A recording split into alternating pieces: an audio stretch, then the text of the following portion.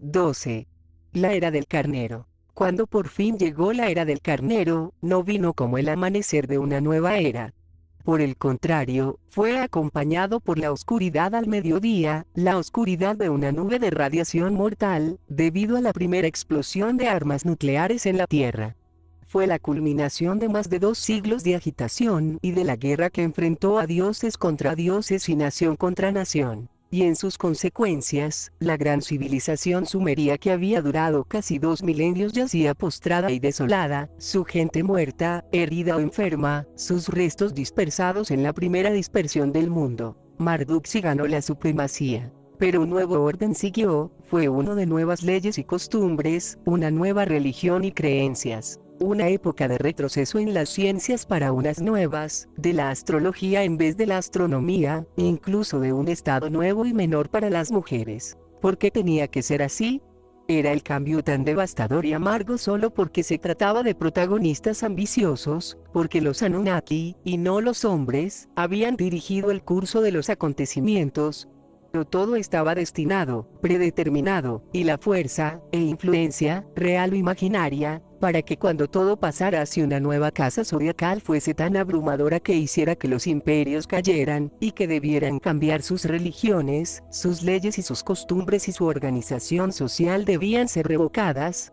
Revisemos el registro de ese primer cambio conocido. ¿Acaso podemos encontrar respuestas completas, seguro pistas esclarecedoras? Fue, según nuestros cálculos, alrededor del 2295 a.C. que Marduk dejó Babilonia. Primero fue a la tierra de las minas y luego a las regiones no especificadas por los textos de Mesopotamia. Marduk dejó muy claro de que los instrumentos y otras obras de maravilla que él había puesto en Babilonia debían seguir sin ser alteradas. Pero después de que Marduk se fuera de Babilonia, Nergal-Erra rompería su promesa. Por simple curiosidad, o quizás con la mente con malicia, Nergal-Erra entró en el prohibido Higunu, la misteriosa cámara que Marduk había declarado fuera de los límites. Nergal-Erra media vez entró, hizo que la brillantez de la cámara desapareciera. Acto seguido, tal como lo había advertido Marduk, el día se convirtió en noche y comenzaron las calamidades que afligen a Babilonia y a su gente. Era la brillantez radiante, un dispositivo de operación nuclear. No está claro lo que era, salvo que los efectos adversos comenzaron a propagarse a través de Mesopotamia. Los demás dioses estaban enojados por la acción de Nergal. Incluso su padre Enki lo recriminó y le ordenó volver a sus dominios africanos, en Kuta. Nergal acató la orden. Pero antes de irse destrozó todo lo que Marduk había creado, y dejó atrás a sus guerreros para asegurarse de que los seguidores de Marduk en Babilonia permanecerían sometidos. Las dos salidas, la primera de Marduk y luego la de Nergal, dejan la escena libre para los descendientes de Enlil. El primero en tomar ventaja de la situación fue Inanna, Ishtar. Ella eligió a un nieto de Sargón, llamado Naram-Sin, y que significa, el favorito de Sin, para ascender al trono de Sumeria-Akkad. Y con él y sus ejércitos como sus suplentes, ella se embarcó en una serie de misiones de conquistas. Entre sus primeros objetivos estaba el gran lugar de aterrizaje en las montañas de Cedro, la inmensa plataforma de Baalbek en el Líbano. Luego ella invadió las tierras a lo largo de la costa mediterránea, apoderándose del centro de control de la misión en Jerusalén y en el punto de cruce de la ruta terrestre, la cual estaba ubicada entre Mesopotamia, el Sinaí y Jericó. Ahora el puerto espacial, en la península del Sinaí, estaba bajo su control. Sin embargo, insatisfecha, Inanna intentó cumplir su sueño, el de dominar Egipto, un sueño destrozado por la muerte de Dumuzi. Guiando, exhortando, y armando a Naram-Sin con las armas impresionantes de ella, Inanna, Ishtar, ocasionó la invasión de Egipto. Los textos sugieren al reconocer a Inanna, Ishtar, como un adversario directo de Marduk, Nergal le dio su ayuda real o asistencia tácita en esa invasión. Pero los otros líderes de los Anunnaki no vieron todo esto con serenidad. No solo hizo que se violaran los límites regionales de los enlilitas y enkitas, sino también agarró bajo su control el espacio puerto, esa zona sagrada neutral en la cuarta región. Se convocó una asamblea de los dioses en Nippur, para lidiar con los excesos de Inanna. Como resultado, fue emitida una orden para su arresto y juicio por Enlil. Al escuchar eso, Inanna abandonó su templo en Agade, capital de Naram-Sin, y se escapó para ocultarse con Nergal. Desde lejos, envió órdenes y oráculos a Naram-Sin, animándole a continuar con las conquistas y el derramamiento de sangre. Para contrarrestar eso, los otros dioses autorizaron y permitieron a Ninurta para que trajera tropas leales de las vecinas tierras montañosas. Un texto titulado La maldición de Agade describe los acontecimientos y el voto de los Anunnaki para destruir Agade. Fiel a esa promesa, la ciudad, una vez el orgullo de Sargón y la dinastía de Akkad, nunca más fue encontrada de nuevo. La era relativamente breve de Ishtar había llegado a su fin. Y para traer alguna medida de orden y estabilidad a la Mesopotamia y a sus tierras vecinas, Ninurta, bajo el cual había comenzado el reinado de Sumer, se le volvió a dar otra vez el mando del país. Antes de que Agade fuese destruida, Ninurta, su corona de señorío, la tiara de la realeza, el trono que se le dio para gobernar, a su templo trajo. En aquel momento su centro de culto estaba ubicado en Lagash, en su recinto sagrado llamado Girsu.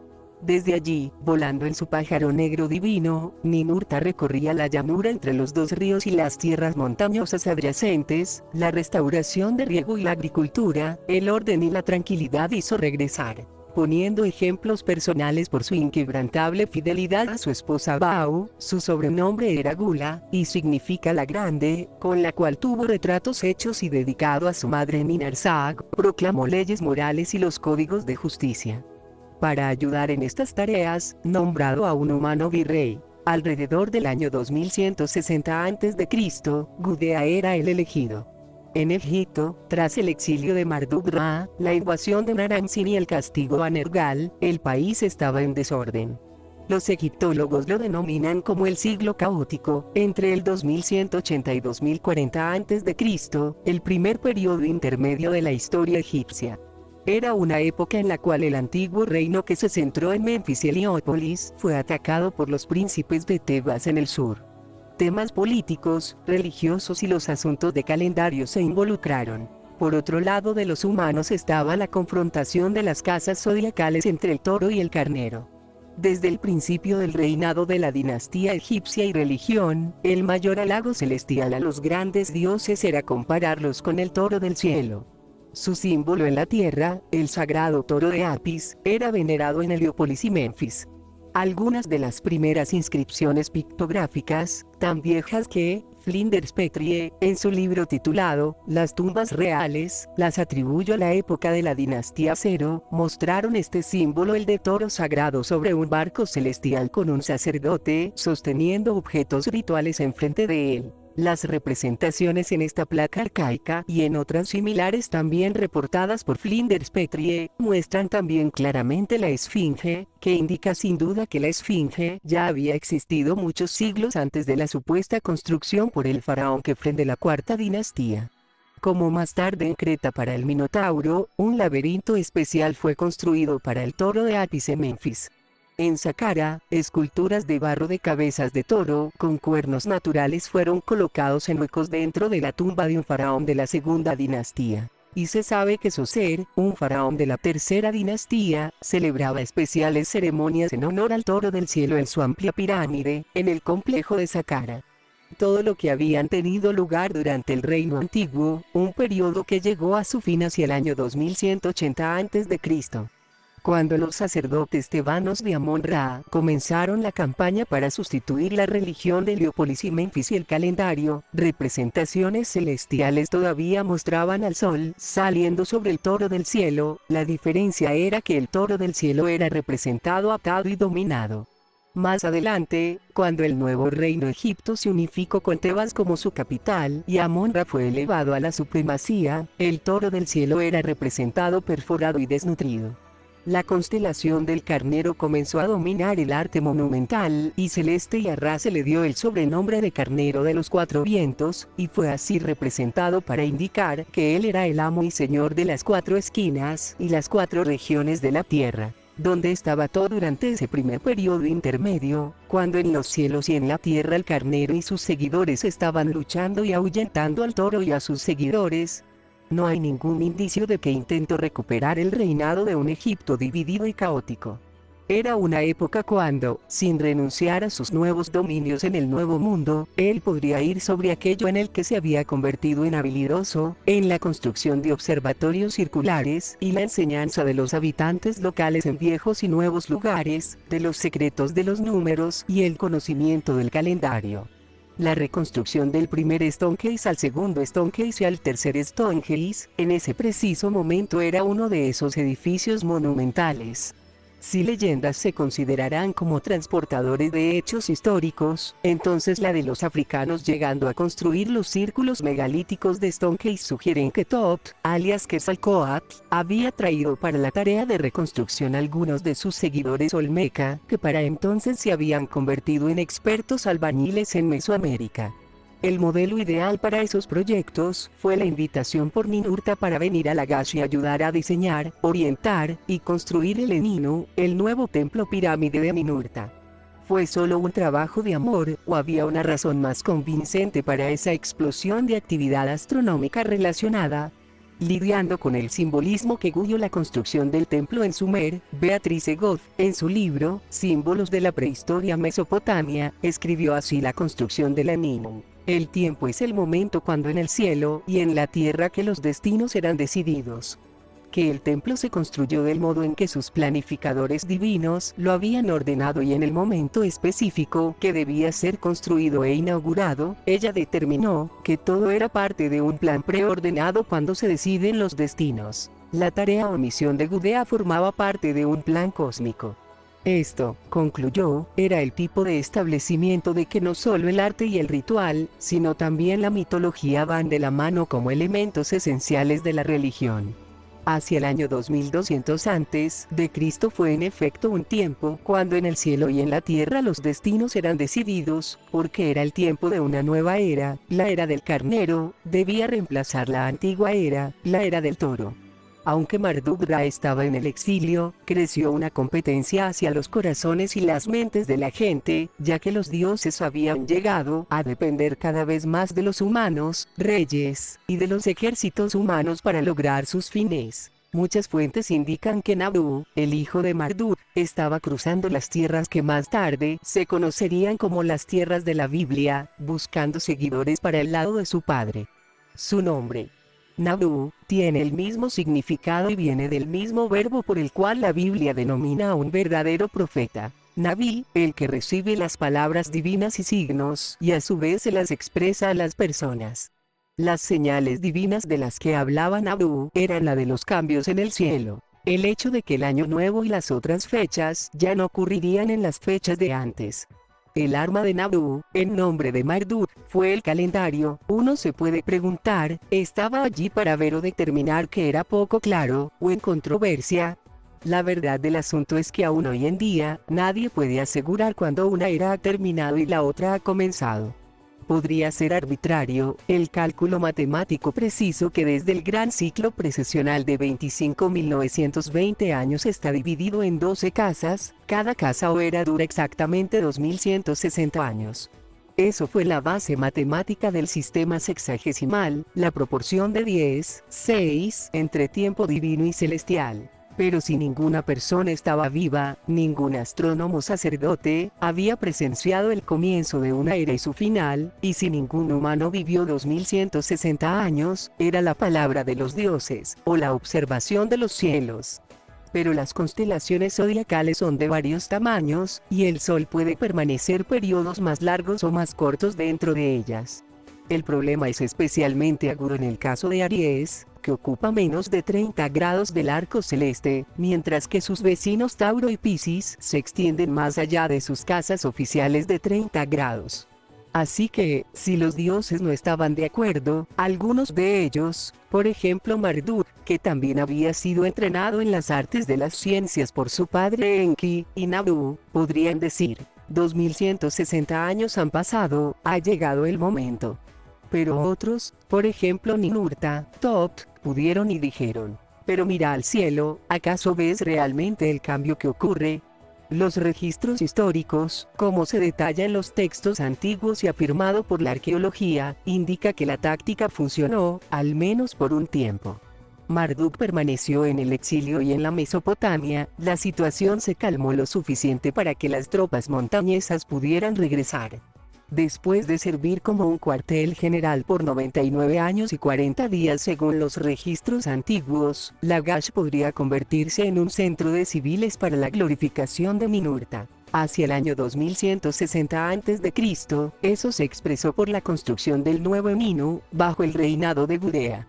La época de Ninurta duró aproximadamente 150 años. Entonces, satisfecho de que la situación estaba bajo control, Ninurta partió hacia una misión lejana. En su lugar Enlil nombró a su hijo Nannar-Sin para la supervisión de Sumeria. Kadisu, centro culto, se convirtió en la capital de un imperio revitalizado.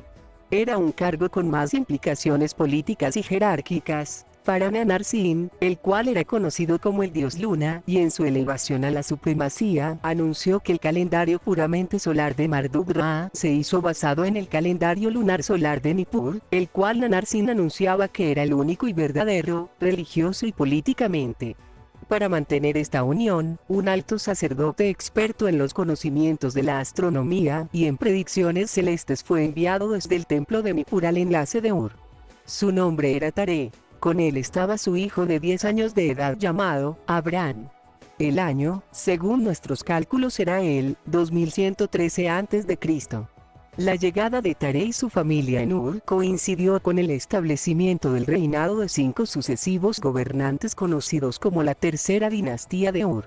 Él, y Abraham, siglo siguiente vio por un lado, la culminación gloriosa de la civilización sumeria. Su modelo ideal y sello fue el Gran Zigurat construido allí para Nannar-Sin, un edificio monumental que, aunque en ruinas por casi 4000 años, todavía domina el paisaje y sobrecoge al espectador por su inmensidad, la estabilidad y complejidad. Bajo la dirección activa de Nannar-Sin y su esposa Ningal, Sumer alcanzó nuevas alturas en arte, ciencias, literatura y organización urbana, agricultura, en la industria y comercio. Sumer se convirtió en el granero de las tierras de la Biblia, sus industrias de lana y ropa estaban en una clase por sí mismos, sus comerciantes eran los comerciantes famosos de Ur. Pero eso fue solo un aspecto de la época de Nannar-Sin. Por otro lado, colgando y sostenido por toda esta grandeza y gloria, era ordenado y guiado por el destino del tiempo, el incesante y cambiante tiempo, de un año a otro, de la posición del sol cada vez menos en la casa de Gudana, que significa, el toro del cielo, y cada vez más cerca a la casa de Kumal, el carnero celestial, con todas las consecuencias malas. Desde que se le dio el sacerdocio y la realeza, la humanidad había conocido su lugar y su papel. Los dioses fueron los señores, para ser adorados y venerados. Había una jerarquía definida, rituales prescritos y días sagrados. Los dioses eran estrictos pero con buena voluntad y bondadosos, sus decretos eran afilados pero justos. Durante milenios los dioses supervisaron el bienestar y el destino de la humanidad, el tiempo restante claramente aparte de la gente, accesible solo por el sumo sacerdote en las fechas especificadas, comunicándose con el rey con visiones, señales o signos. Pero ahora todo eso comenzaba a desmoronarse, los mismos dioses estaban en desacuerdo, mencionando diferentes visiones, señales o signos celestiales, y un calendario cambiante, enfrentando cada vez más una nación contra nación en la causa de las guerras divinas, riñas y derramamiento de sangre. Y la humanidad, confundida y desconcertada, hablando cada vez más de Dios mío y tu Dios, ahora incluso comenzaron a dudar de la credibilidad divina. En tales circunstancias Enlil y Nannar-Sin escogieron cuidadosamente el primer gobernante de la nueva dinastía. Seleccionaron a Ur-Nammu, que significa la alegría de Ur, un semidios cuya madre era la diosa Ninsun. Sin duda fue una jugada muy calculada, la intención de recordar o traer a la memoria recuerdos de pasadas glorias entre el pueblo y los buenos viejos tiempos, para Ninsun, la cual era la madre del famoso Gilgamesh, que era todavía exaltado en cuentos épicos y en representaciones artísticas. Él fue un rey de Erech, que tuvo el privilegio de haber visto tanto el lugar del aterrizaje en las montañas de Cedro en el Líbano y el puerto espacial en el Sinaí. Y la elección de Urnamo, otro hijo de Ninsun, unos 700 años después, debía traer a la memoria confidencias de que esos lugares de gran importancia volverían a ser parte del patrimonio de Sumer, su tierra prometida. La asignación de Urnamo era la de orientar al pueblo lejos de los malos caminos, de no seguir los dioses equivocados. El esfuerzo estuvo marcado por la reparación y reconstrucción de los principales templos de la tierra, con la excepción visible del templo de Marduk en Babilonia. El siguiente paso fue someter a las ciudades malas donde Nabu estaba haciendo y consiguiendo seguidores para Marduk. Con ese fin Enlil le proporcionó a Urnamo una arma divina, con la cual en las tierras hostiles amontonará a los rebeldes por montones. Que el cumplimiento del tiempo celestial en Lilita era un propósito importante, se hizo claro en el texto que cita las instrucciones de Enlil a Urnamo sobre el uso del arma, como el toro que aplastara a los países extranjeros, como el león en la casa de los pecadores, para destruir a las ciudades malas, y los limpies de la oposición a los nobles. El equinoccio del toro y el solsticio del león debían ser confirmados. Cualquier oponente de los nobles tenía que ser perseguido, aplastado y destruido. Liderando el llamado a la expedición militar, Urnamo no conoció la victoria, sino un final despreciable. En el curso de la batalla su carroza se atascó en el lodo y cayó en él, solo para ser aplastado por sus propias ruedas. La tragedia se agravó cuando el barco, que regresaba con su cuerpo a Sumer, se hundió en el camino, así que el gran rey ni siquiera tuvo un entierro digno. Cuando llegó la noticia, la gente se entristeció y desconfiando. ¿Cómo ocurrió y por qué el señor Nannar-Sin no lo sostuvo a Urnamo de la mano? ¿Por qué Inanna no puso su brazo noble alrededor de su cabeza? ¿Por qué Utu no lo atendió? ¿Por qué Anu alteró su santa palabra? Seguramente fue una traición por los grandes dioses. Solo podía suceder porque Enlil engañosamente cambiado su decisión y su suerte.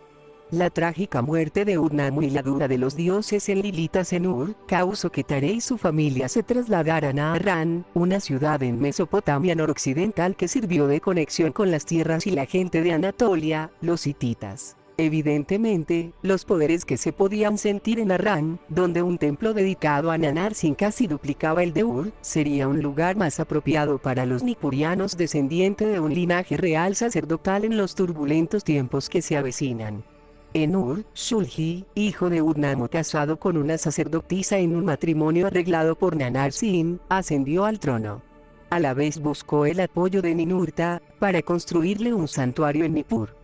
El movimiento tuvo un punto de vista práctico, en las provincias occidentales que se hacían cada vez más inquietas, a pesar de un viaje de paz emprendido por Shulgi, hizo arreglos para obtener una legión extranjera de las tropas de Elan, un dominio de Ninurta en las montañas al sureste de Sumer. Usándolos para lanzar expediciones militares contra las ciudades pecadoras, él mismo buscó consuelo en la vida lujosa y haciendo el amor, convirtiéndose en un amado de Inanna y realizando banquetes y orgías en Erech, en el templo de Anu. Aunque las expediciones militares trajeron, por primera vez, tropas elamitas a las puertas de la península del Sinaí, y su puerto espacial, no lograron sofocar la rebelión provocada por Nabu y Marduk. En el año 47 de su reinado, en el 2049 a.C., Shulgi recurrió a una desesperada operación militar. Ordenó la construcción de un muro defensivo a lo largo de la frontera occidental de Sumer. Para los dioses enlilitas era equivalente a un abandono de las tierras cruciales, donde estaba el lugar del aterrizaje y el centro de control de la misión. Entonces, y debido a que no realizó las órdenes las divinas, Enlil decretó la muerte de Shulgi, la muerte del pecador, al año siguiente. La retirada de las tierras del oeste y la muerte de Shulgi desencadenó dos movidas.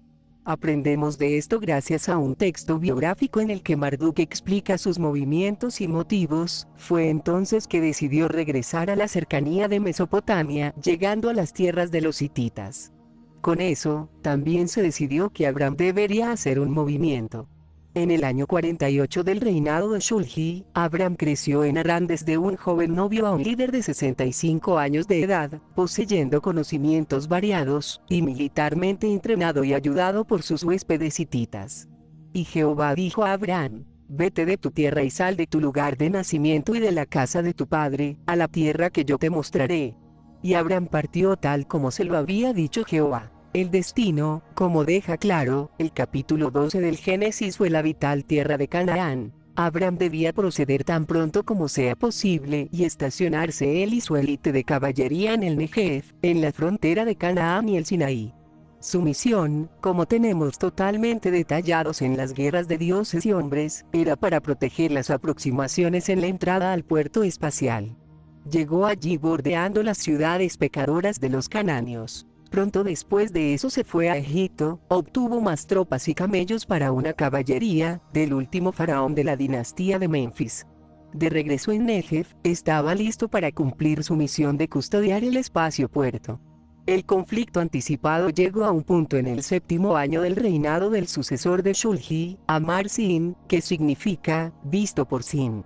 Fue, incluso en términos modernos, una guerra verdaderamente internacional en la que una alianza de 4 reyes del Oriente, que partieron desde Mesopotamia, atacaron una alianza de 5 reyes de Canaán. Liderando el ataque, según el registro bíblico en el capítulo 14 del Génesis, estaba Amrafel, rey de Sinar, Sumer en el Génesis, y, durante mucho tiempo, se creía que él era el rey babilónico Hammurabi. De hecho, como nuestros propios estudios han demostrado, era el sumerio Amar-Sin, y la historia de los conflictos internacionales se ha registrado también en textos mesopotámicos, como la tablilla de la colección Espartoli en el Museo Británico, cuya confirmación del relato bíblico fue señalado primero por Teófilo Pinches en 1897.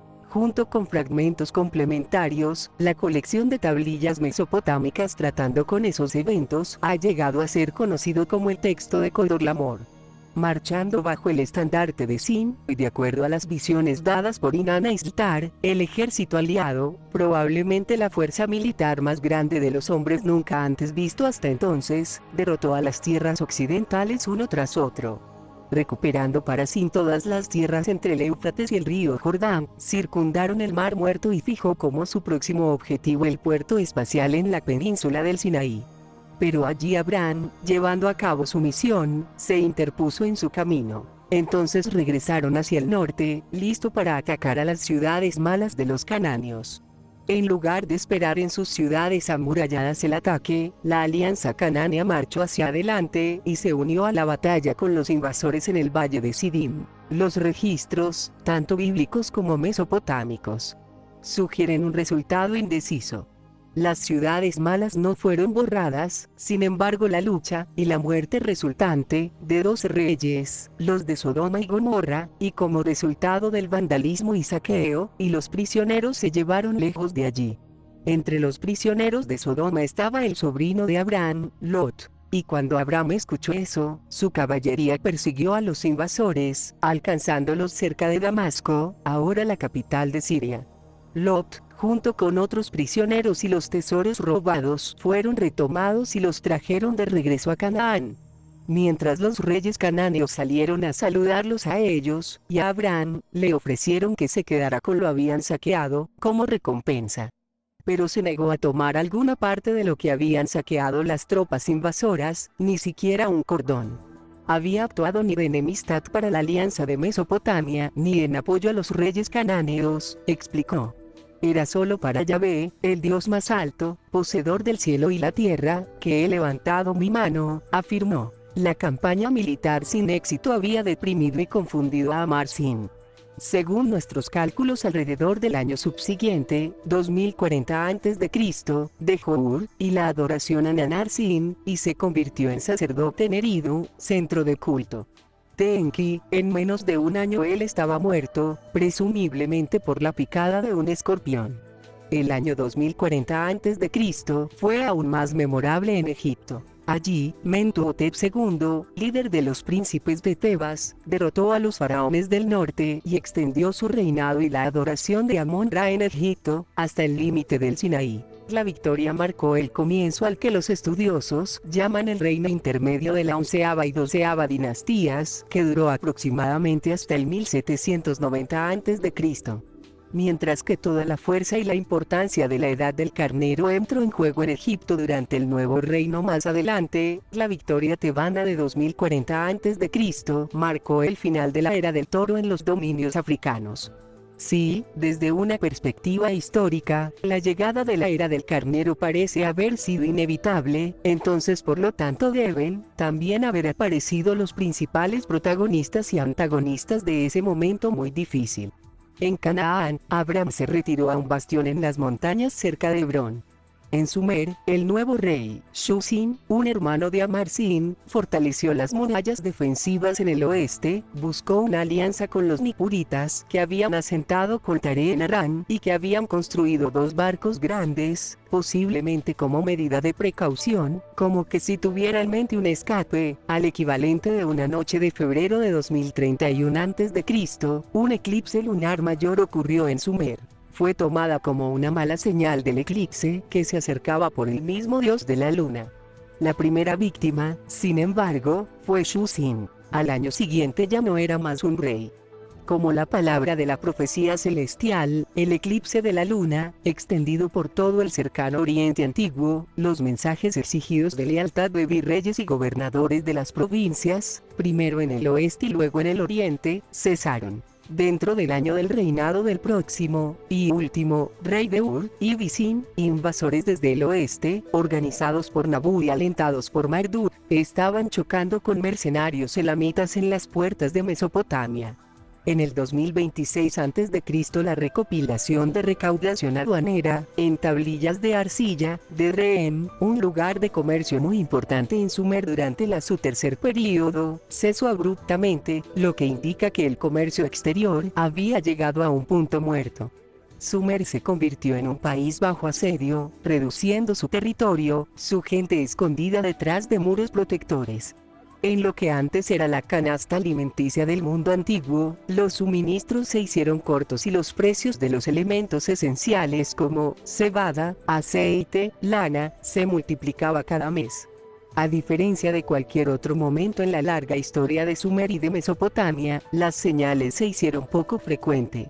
A juzgar por el registro de la conducta humana, se puede ver en una reacción conocida a la del miedo y a lo desconocido e incluso a una búsqueda de tranquilidad o la dirección de un mayor poder o inteligencia.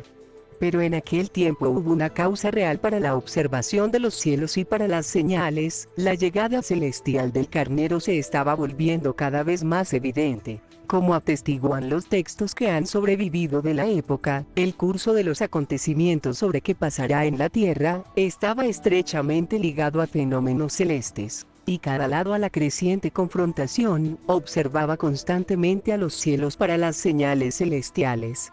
Debido a que los grandes Anunnaki estaban asociados con contrapartes celestiales, tanto con las constelaciones zodiacales y los 12 miembros del sistema solar, así como con los meses, los movimientos y las posiciones de los cuerpos celestes asociados con los principales protagonistas eran especialmente significativas. La luna era la contraparte del gran dios Nannar-Sin de Ur, el sol era la contraparte del hijo de Nannar-Sin, Utu-Shamash, Venus era el planeta de la hija de Nannar-Sin, Inanna-Ishtar, y los planetas Saturno y Marte eran la contraparte de Ninurta y Nergal, fueron especialmente vistos y observados en Ur y Nippur.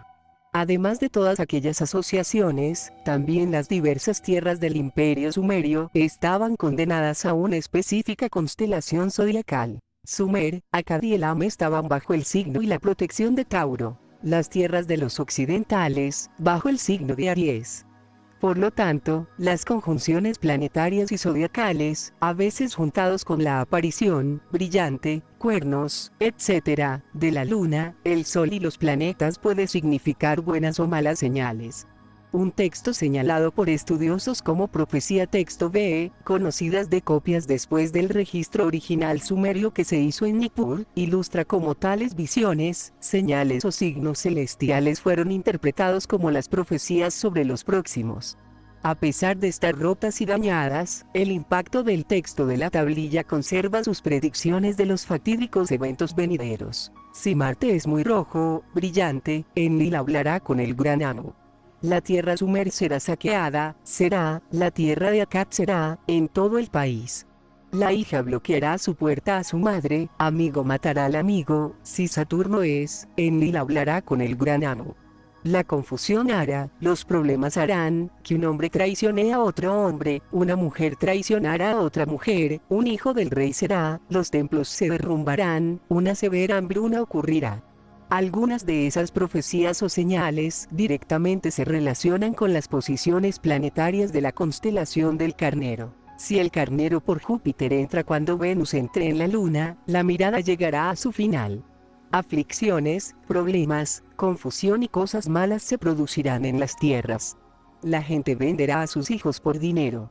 El rey de Elam estará rodeado en su palacio. La destrucción de Elam y sus gentes. Si el Carnero tiene una alineación con el planeta, cuando Venus y los planetas se puedan ver, se rebelará contra el rey, se apoderará del trono, toda la tierra se reducirá con su mandato. En el lado opuesto, también se observaban los cielos por señales, visiones, señales o signos. Un tal texto, hecho por el trabajo de muchos estudiosos con tablillas recolectadas, sobre todo en el Museo Británico, es un asombroso registro autobiográfico por Marduk de su exilio, agonizantemente en la espera de una visión, señal o signos celestiales, y el último movimiento para hacerse cargo del señorío que él creía que era suyo. Escrito como una memoria por un envejecido Marduk, él revela en su memoria escrita los secretos para la posteridad. Grandes dioses, aprendan mis secretos, como yo coloco mi cinturón en mi cintura, recuerden mis memorias. Yo soy el divino Marduk, un gran dios. Yo fui separado por mis pecados, a las montañas me he ido. En muchas tierras he sido un vagabundo, desde donde nace el sol hasta donde se oculta he ido. Después de haber deambulado por mucho tiempo, de un extremo de la tierra hasta el otro, él recibió una señal. Fui a la tierra de Ati por la señal. En la tierra de Ati pedí un oráculo sobre mi trono y mi señorío. En su seno pedí, ¿hasta cuándo? 24 años en medio de él he anidado. Varios textos astronómicos de los años, que marcaron la transición de Tauro hacia Aries, ofrecen una pista sobre las señales en las que Marduk estaba especialmente interesado. En esos textos, así como en los que los estudiosos denominan textos mitológicos, se sugiere fuertemente la asociación de Marduk con Júpiter. Sabemos que después de que Marduk tuviera éxito en sus ambiciones y que en Babilonia se estableció como la deidad suprema, tales textos como la epopeya de la creación fueron reescritas allí con el fin de asociar a Marduk con Nibiru, el planeta natal de los Anunnaki. Pero antes de eso Júpiter, según todos los indicios, era el cuerpo celeste de Marduk en su sobrenombre de Hijo del Sol. Y una sugerencia hecha hace más un siglo y medio, de que Júpiter podría haber servido en Babilonia como un dispositivo paralelo a lo que Sirius había servido en Egipto, como el sincronizador del ciclo del calendario, es absolutamente adecuado aquí. Nos referimos a una serie de charlas y lecturas entregadas en el Instituto Real de Gran Bretaña, a la Sociedad de Anticuarios en 1822 por un anticuario llamado John Landseer, en el cual, a pesar de los escasos datos arqueológicos entonces disponibles, mostró un sorprendente conocimiento de la antigüedad. Mucho antes que otros, y como resultado del soporte de puntos de vista sin aceptar, afirmó que los caldeos habían conocido el fenómeno de milenios de precesión antes que los griegos, llamando a esos primeros tiempos una era, cuando la astronomía era la religión y viceversa. Aseveró que el calendario fue relacionado con la casa grande zodiacal de Toro, y que la transición hacia Aries se asoció con una unión desconcertante del Sol y Júpiter en el signo de Aries, en el comienzo del gran ciclo de revoluciones celestiales intrincadas.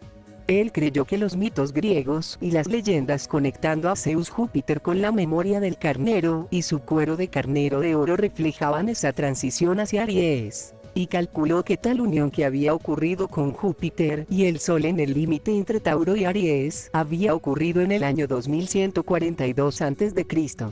La noción de que Júpiter en unión con el Sol podría haber servido como el anunciante, el mensajero de la era de Aries, fue también una suposición de las tablillas astronómicas babilónicas, en una serie de documentos titulados Éufrates Investigaciones Estelares, por Robert Brown, en las actas de la Sociedad de Arqueología Bíblica, Londres, en 1893.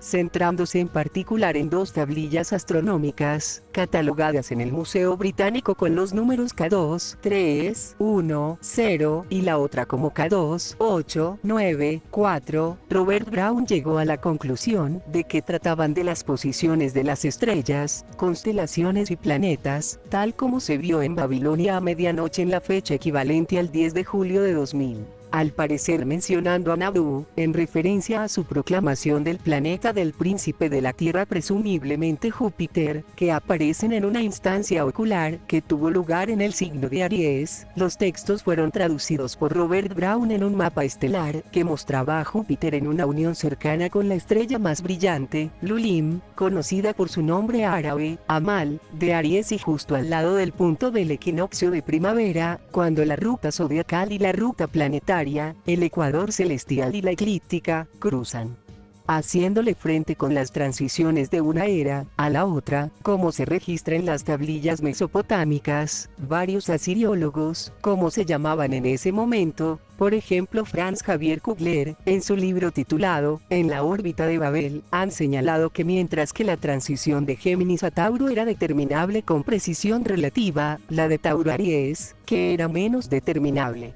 Franz Xavier Kugler cree que el equinoccio de primavera, el año nuevo de señalización, todavía estaba en Tauro en el 2300 a.C. y señaló que los babilonios habían asumido la Seitalter, la nueva era zodiacal que había entrado en vigor en el 2151 a.C.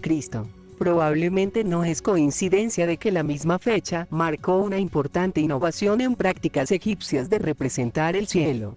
Según la obra maestra sobre el tema de la astronomía egipcia antigua, los textos astronómicos egipcios, escritos por Otto Eduard Neugebauer y Richard Anthony Parker, imágenes celestiales incluyendo los 36 decanos, comenzaron a ser pintados en las tapas de los ataúdes cerca del año 2150 a.C. coincidiendo con el caótico primer periodo intermedio, en el comienzo cuando los tebanos empezaron a empujar hacia el norte para reemplazar a Memphis y Heliópolis, y el tiempo cuando Marduk-Ra leía las visiones o señales a su favor. Las tapas de los ataúdes, mientras pasaba el tiempo de la era del carnero, ya no era cuestionada, claramente representa la nueva era celestial, como muestra la ilustración de una tumba cerca de Tebas.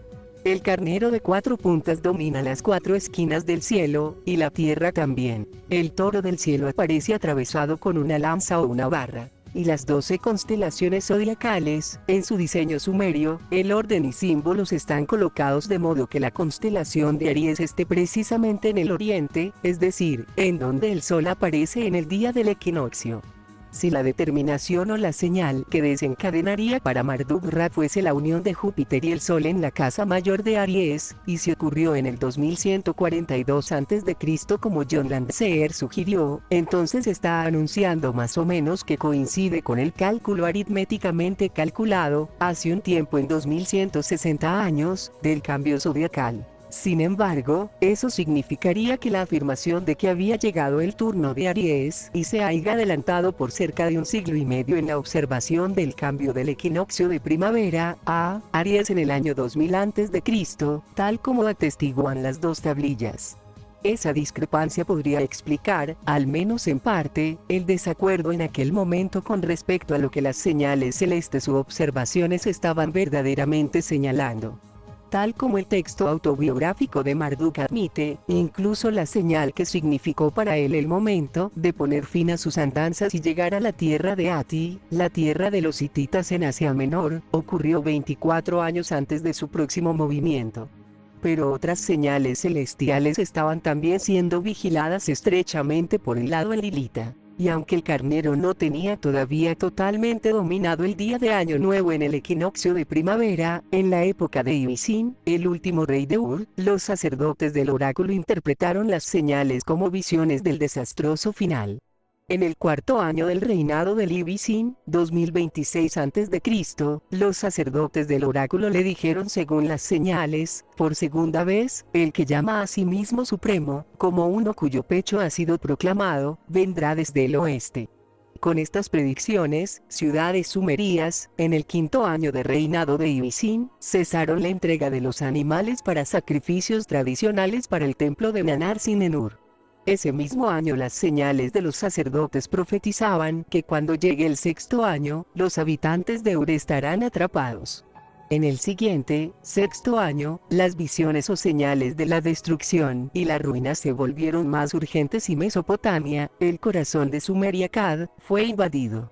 Las inscripciones registran que en el sexto año los hostiles occidentales habían entrado en la llanura, habían entrado en el interior del país, tomando una por una todas las grandes fortalezas.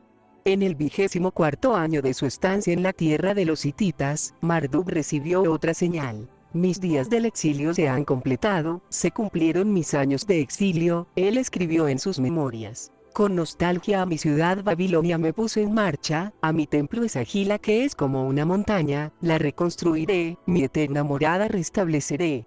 La tablilla parcialmente dañada luego describe la ruta de Marduk de Anatolia hacia Babilonia. Las ciudades mencionadas indican que primero fue al sur, a Hama, el bíblico Hamat, luego cruzó el Éufrates en Mari. Él había regresado, como habían predicho las señales, desde el oeste. El año era 2024 a.C. En sus memorias autobiográficas Marduk describió cómo esperaba su regreso a Babilonia para ser un triunfador, abrir una era de bienestar y prosperidad para su pueblo. Él ve con anticipación el establecimiento de una nueva dinastía real y él ve como primera tarea del nuevo rey, la reconstrucción del Esagil, el templo Sigurat de Babilonia, de acuerdo con un nuevo plan de cielo y tierra, uno de acuerdo con la nueva era del carnero. Elevé mis pies hacia Babilonia, a través de las tierras fui a mi ciudad. Para ser un rey en Babilonia y ser el más importante, en su centro levante mi templo como una montaña hacia el cielo. El Esagil que es como montaña él la reconstruirá, los planos de los cielos y de la tierra para la montaña Esagil él hará, su altura él alterará, su plataforma él elevará, su cabeza él mejorará. En mi ciudad Babilonia la abundancia haré habitar. En mi mano agarraré firme, a mi ciudad y a mi templo Esagil por toda la eternidad entraré. Sin duda consciente de la manera en que el Sigurat de Ninurta en Lagash había sido decorado y embellecido, Marduk visualizó su nuevo templo, el Esagil, casa cuya cabeza es más alta, decorada con brillantes y preciosos metales. Con el metal fundido se cubrirá, se recubrieran sus pasos con el metal elaborado, sus lados con trajes de metal estarán cubiertos. Y cuando todo estuviese completo, reflexionó Marduk, astrónomos sacerdotes deberán ascender a las etapas del Sigurat y observar los cielos, confirmando su supremacía legítima. Al que conoce las señales, pondré en servicio, luego deberá ascender a lo más alto. De izquierda a derecha, en lados opuestos, ellos estarán separados. El rey entonces se acercará. La estrella legítima para el Esagil sobre la tierra se observará. Cuando finalmente se construyó el Esagil, fue construido según los planos muy detallados y precisos. Su orientación, altura y diversas etapas fueron tales que su cabeza apuntaba directamente a la estrella Iku, la principal estrella de la constelación de Aries. Pero la ambiciosa visión de Marduk no debía cumplirse en ese justo momento. En el mismo año que empezó su marcha a Babilonia, a la cabeza de una multitud de partidarios occidentales organizados por Nabu, una catástrofe mayor cayó sobre el antiguo cercano oriente, una calamidad de la cual ni la humanidad ni la propia tierra había experimentado. Esperaba que una vez que las señales fuesen claras, tanto dioses y hombres debieran hacer caso de su llamado a aceptar su supremacía sin mayor resistencia. Llamé a los dioses, todos ellos, prestar atención a mí, Marduk escribió en sus memorias. Llamé a las personas a lo largo de mi marcha, traigan su tributo a Babilonia. En cambio, se encontró con una política de tierra arrasada. Los dioses a cargo de los granos y el ganado se habían ido, al cielo subieron, y el dios encargado de la cerveza enfermó el corazón de la tierra. El avance se volvió violento y sangriento. El hermano consume a su hermano, los amigos se mataron mutuamente con la espada, los cadáveres de las personas bloqueaban las puertas. La tierra fue devastada, los animales salvajes devoraban a las personas, jaurías de perros mordían a la gente hasta la muerte. A medida que los seguidores de Marduk continuaron su avance, los templos y santuarios de otros dioses comenzaron a ser profanados. El sacrilegio más grande fue la profanación del templo de Enlil en Nippur, hasta entonces el centro religioso venerado por todas las tierras y todos los pueblos. Cuando Enlil escuchó que ni siquiera el Santo de los Santos se salvó de ser perdonado, que en el lugar santísimo el velo fue arrancado, corrió hacia Mesopotamia. Él partió con una brillantez como la de un rayo, cuando descendió de los cielos. Delante de él iban unos dioses vestidos con brillantez. Viendo lo que había sucedido, Enlil, el mal contra Babilonia hizo que se planificara. Él ordenó que Nabú fuese agarrado y llevado ante el consejo de los dioses, y a Ninurta junto con Nergal se le dieron una asignación a cada uno. Pero encontraron que Nabú había escapado de su templo en Borsipa, en la frontera del Éufrates, y que se escondía entre sus seguidores en Canaán y las islas del Mediterráneo. Reunidos en consejo, debatieron los líderes Anunnaki qué hacer, discutieron las alternativas un día y una noche, sin cesar. Solo Enki habló en defensa de su hijo. Ahora que el príncipe Marduk ha sido elevado, ahora que el pueblo por segunda vez ha elevado su imagen, ¿por qué continúa su oposición? Él le reclamó a Nergal por oponerse a su hermano. Pero Nergal, de pie delante de él, día y noche sin cesar, argumentó que las señales celestes pudieron ser malinterpretados. Que Shamash, el dios del sol, vea las señales e informar a la gente, dijo. Deje que Nanarsin, el dios de la luna, que mire su señal y que la imparta a la tierra. Refiriéndose a una constelación de estrellas cuya identidad está siendo debatida, Nergal dijo que entre las estrellas del cielo los rayos de la estrella del zorro llegaban hasta él.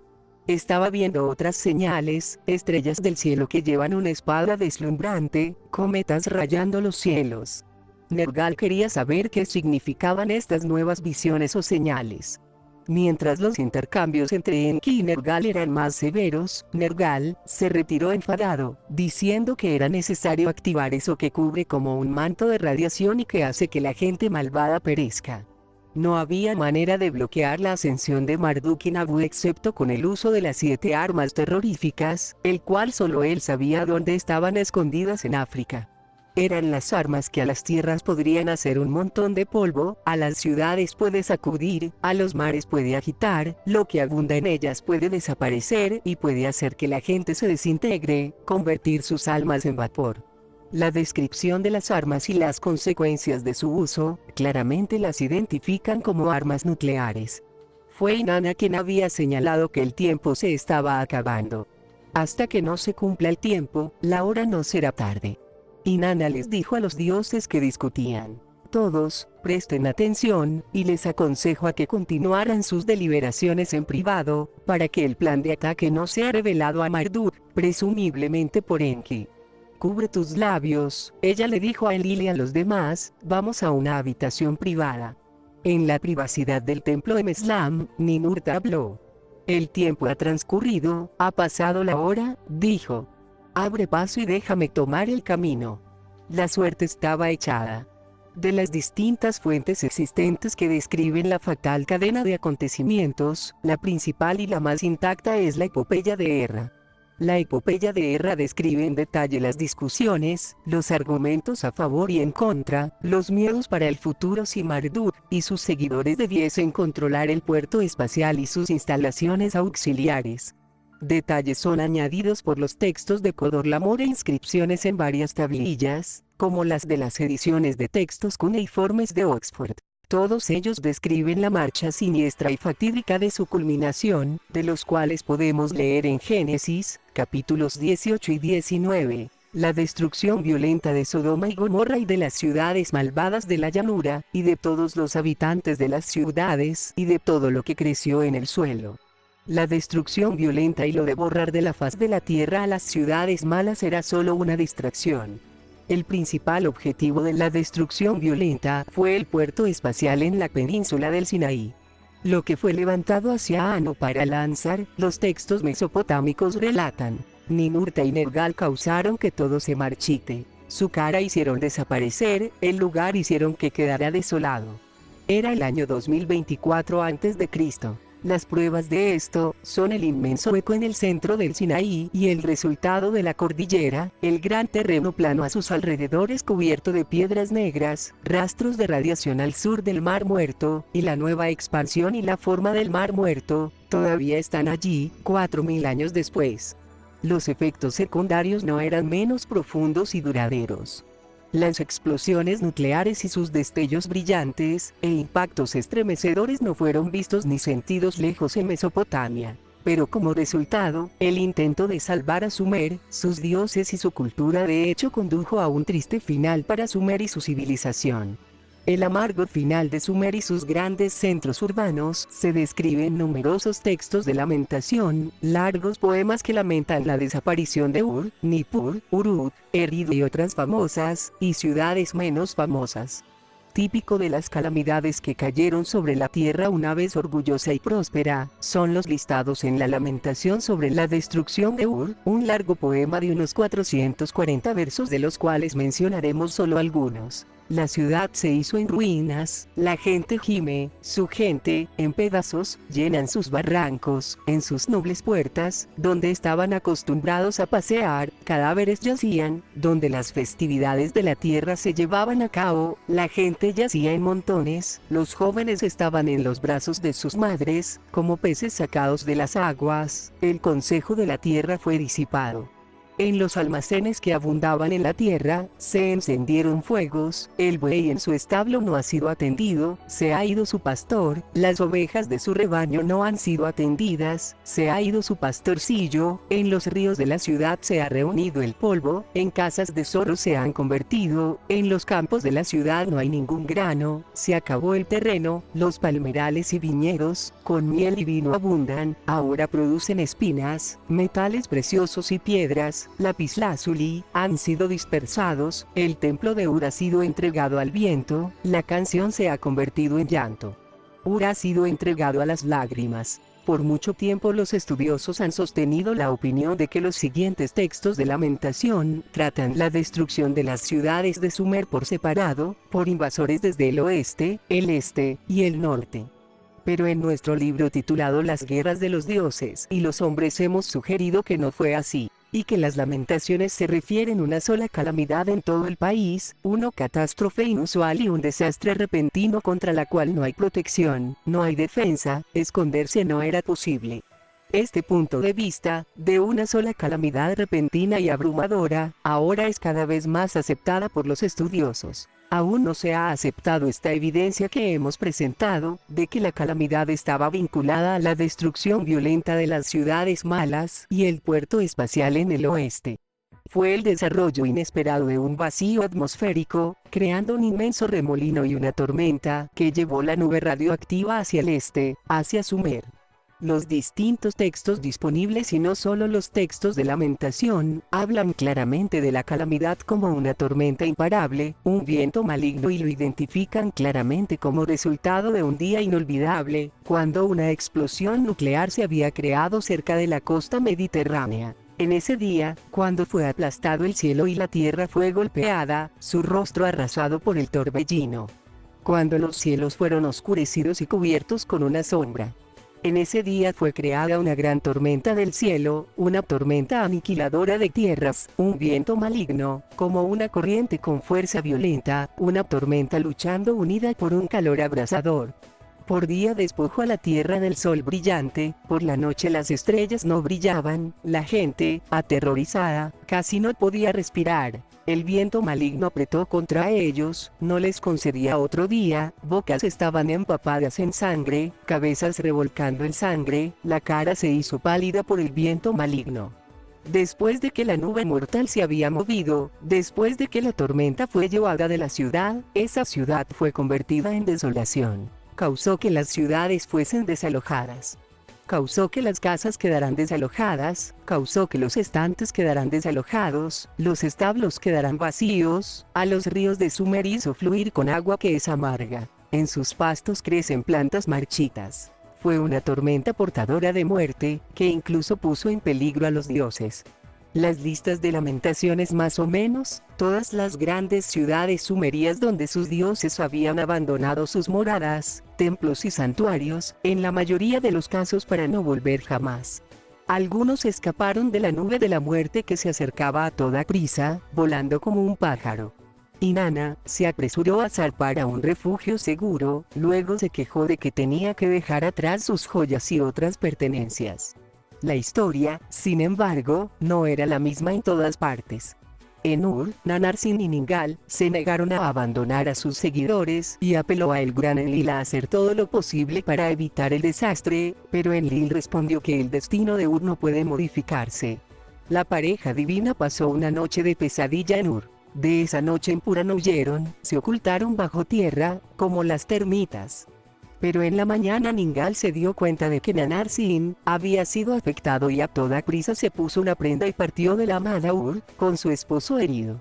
En Lagash, Ninurta estaba a una distancia muy lejos, Bau había permanecido en el Girsu sola, la diosa no tenía el valor de salir. Insistentemente prolongando la salida, lloró amargamente por su santo templo, por su ciudad. La demora casi le costó la vida. Ese día, la tormenta se encontró con ella, con la señora. De hecho, algunos estudiosos consideran el verso subsiguiente en la lamentación, para indicar que Bau en realidad había perdido su vida. Bau, como si fuera un mortal, la tormenta la había alcanzado.